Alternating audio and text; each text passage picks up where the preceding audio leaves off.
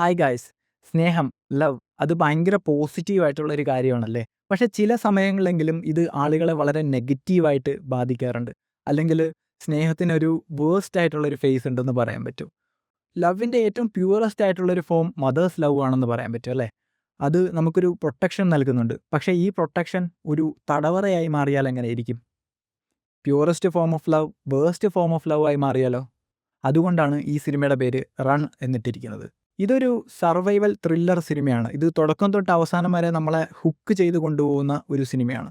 ഇതിൽ മെയിനായിട്ട് 2 ക്യാരക്ടേഴ്സാണ് വരുന്നത്. ഡയാനും ക്ലോയും. ഇവർ അമ്മയും മകളുമാണ്.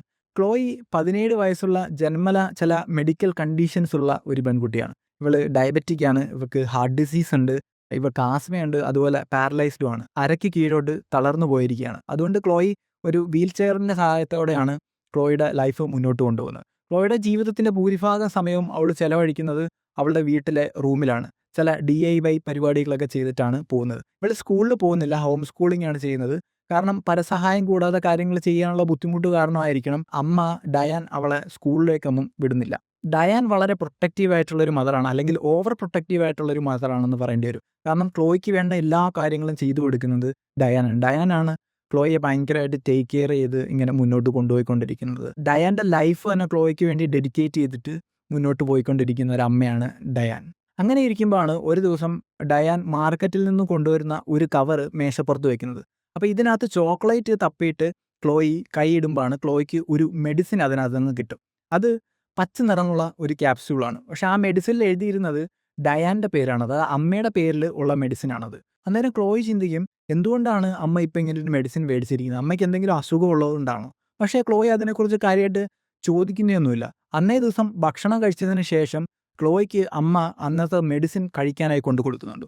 അപ്പോൾ ആ മെഡിസിൻ്റെ കൂട്ടത്തിൽ ക്ലോയി ഈ പച്ച ക്യാപ്സ്യൂളും കാണും. അതായത് അമ്മയ്ക്ക് പ്രിസ്ക്രൈബ് ചെയ്ത് വാങ്ങിച്ച മെഡിസിൻ ക്ലോയ്ക്ക് കൊടുക്കുകയാണ്. അപ്പോൾ ക്ലോയി ഒരു ഡൗട്ടിലേക്ക് വരും, എന്തിനാണ് അമ്മയുടെ മെഡിസിൻ ക്ലോയ്ക്ക് കൊടുക്കുന്നതെന്നുള്ളത്. അപ്പോൾ ക്ലോയി ഇത് ഡയാനോട് ചോദിക്കുന്നുണ്ട്. അപ്പോൾ ഡയൻ മറുപടി പറയുന്നതെന്ന് പറഞ്ഞാൽ, ക്ലോയി കണ്ടത് ഒരു ബില്ലാണ്. ബില്ലിലാണ് അമ്മയുടെ പേരുള്ളത്. അമ്മ വാങ്ങിച്ചതുകൊണ്ടാണല്ലോ ബില്ലിൽ അമ്മയുടെ പേര് വന്നത്. അതാണ് ക്ലോയി കണ്ടതെന്നാണ് ഡയാന ക്ലോയിയോട് പറയുന്നത്. പക്ഷേ ക്ലോയി അതിൽ ഒട്ടും കൺവിൻസ്ഡ് ആവുന്നില്ല. ക്ലോയ്ക്കൊരു ഡൗട്ട് മനസ്സിൽ കയറി കൂടുകയാണ്. എന്തുകൊണ്ടായിരിക്കും അമ്മയുടെ മരുന്ന് ക്ലോയ്ക്ക് കൊടുത്തത്? അപ്പോൾ ക്ലോയി ഇതിനെക്കുറിച്ച് ഒന്ന് അന്വേഷിക്കാനായിട്ട് തീരുമാനിക്കും. ക്ലോയി അങ്ങനെ വീട്ടിനകത്തൊരു അന്വേഷണം നടത്തി ഈ പച്ച ക്യാപ്സ്യൂളിൻ്റെ പേര് കണ്ടുപിടിക്കും. പക്ഷേ ഇൻ്റർനെറ്റ് സൗകര്യമൊന്നും ഇല്ലാത്തതുകൊണ്ട് തന്നെ അവൾക്ക് അത് എന്തിനുള്ള മരുന്നാണെന്ന് അറിയാനൊന്നും സാധിക്കുന്നില്ല. അങ്ങനെ ഇരിക്കുമ്പോഴാണ് അവരൊരു ദിവസം ഒരു സിനിമ കാണാനായിട്ട് പുറത്തു പോകുന്നത്. സിനിമയ്ക്കിടയിൽ വെച്ച് ടോയ്ലറ്റിൽ പോകണമെന്ന് കള്ളം പറഞ്ഞിട്ട് ക്ലോയി ആ തിയേറ്റർ കോംപ്ലക്സിൽ നിന്നും പുറത്തേക്ക് വരുന്നു.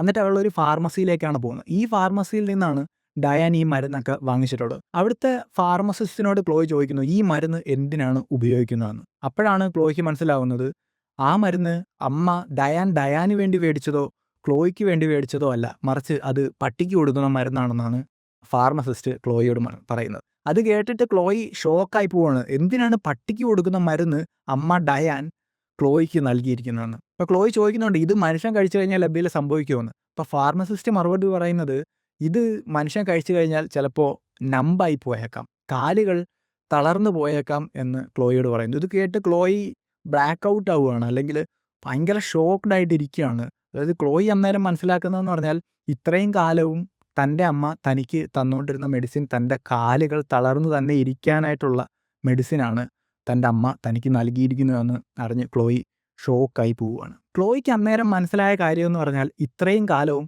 Diane ക്ലോയിയെ Poisson ചെയ്തുകൊണ്ടിരിക്കുകയായിരുന്നു.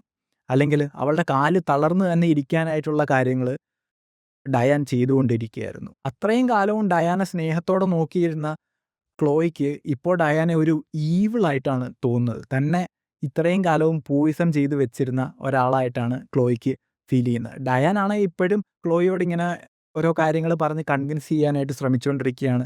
ഞാൻ നിന്നെ പ്രൊട്ടക്റ്റ് ചെയ്യുകയാണ്, നിന്നെ സ്നേഹിക്കുകയാണ്, നിനക്ക് മോശം വരുന്ന ഒരു കാര്യവും ഞാൻ ചെയ്യത്തില്ല, ഞാൻ എന്ത് ചെയ്താലും നിനക്ക് നല്ലതിന് വേണ്ടിയാണ് ചെയ്യുന്നതെന്നൊക്കെ പറഞ്ഞ് കൺവിൻസ് ചെയ്യാൻ ശ്രമിച്ചുകൊണ്ടിരിക്കുകയാണ്. പക്ഷേ ക്ലോയി കൺവിൻസ്ഡ് ആവുന്നില്ല. ഇതിന് ശേഷം ക്ലോയ്ക്ക് ഒരൊറ്റ ലക്ഷ്യം മാത്രമേ ലൈഫിലുള്ളൂ, എങ്ങനെയെങ്കിലും ഡയാൻ്റെ അടുത്തുനിന്ന് രക്ഷപ്പെട്ടു പോവുക, ഡയാൻ്റെ ക്യാപ്റ്റീവിൽ നിന്നും രക്ഷപ്പെട്ടു പോവുക. പക്ഷേ അത് അത്ര എളുപ്പമുള്ളൊരു കാര്യമല്ല. കാരണം അവൾ ഓൾറെഡി പാരലൈസ്ഡ് ആയിട്ടുള്ള ഒരു വ്യക്തിയാണ്. അവൾക്ക് പരസഹായം കൂടാതെ കാര്യങ്ങൾ ചെയ്യാൻ ബുദ്ധിമുട്ടാണ്. പിന്നെ ഡയാന ഫിസിക്കലി കീഴ്പ്പെടുത്തി രക്ഷപ്പെടാനൊക്കെ ഭയങ്കര ബുദ്ധിമുട്ടുള്ള ഒരു കാര്യമാണ്. അപ്പോൾ ക്ലോയി എങ്ങനെയായിരിക്കും ഡയാൻ്റെ അടുത്തുനിന്ന് രക്ഷപ്പെട്ടിട്ടുണ്ടാവുക? അല്ലെങ്കിൽ രക്ഷപ്പെടാൻ സാധിക്കുമോ? ഇനിയുള്ള ലൈഫ് മൊത്തം ഡയാൻ്റെ ക്യാപ്റ്റീവായിട്ട് ക്ലോയ്ക്ക് അവിടെ കഴിയേണ്ടി വരുമോ? അതോ ഇതെല്ലാം ക്ലോയുടെ ഒരു ചിന്ത മാത്രമായിരിക്കുമോ, അല്ല തെറ്റിദ്ധാരണകളായിരിക്കുമോ? ഇതൊക്കെ നിങ്ങൾക്ക് അറിയണമെന്നുണ്ടെങ്കിൽ നിങ്ങൾ ഈ സിനിമ കണ്ടു നോക്കുക തന്നെ വേണം. ഇതൊരു ബോറിംഗ് സിനിമയൊന്നുമല്ല. ഇത് ഭയങ്കര ത്രില്ലടിപ്പിച്ച് മുന്നോട്ട് കൊണ്ടുപോകുന്ന ഒരു സസ്പെൻസ്ഫുൾ ആയിട്ടുള്ളൊരു സർവൈവൽ സ്റ്റോറിയാണ്. സോ കണ്ടിട്ടില്ലാത്തവർ തീർച്ചയായിട്ടും കണ്ടു വെക്കുക. ഇനി കണ്ടവരുണ്ടെങ്കിൽ നിങ്ങളുടെ അഭിപ്രായം കമൻറ്റ് ബോക്സിൽ രേഖപ്പെടുത്തുക. ഈ സിനിമ നിങ്ങളെ ബോറടിക്കില്ല എന്ന് ഞാൻ കൺഫേം ആയിട്ട് പറയാം. കാരണം ഇത് തുടക്കം തൊട്ട് അവസാനം വരെ നമ്മളെ ഹുക്ക് ചെയ്ത് കൊണ്ടുപോകുന്ന ഒരു സർവൈവൽ ത്രില്ലർ സ്റ്റോറിയാണ്.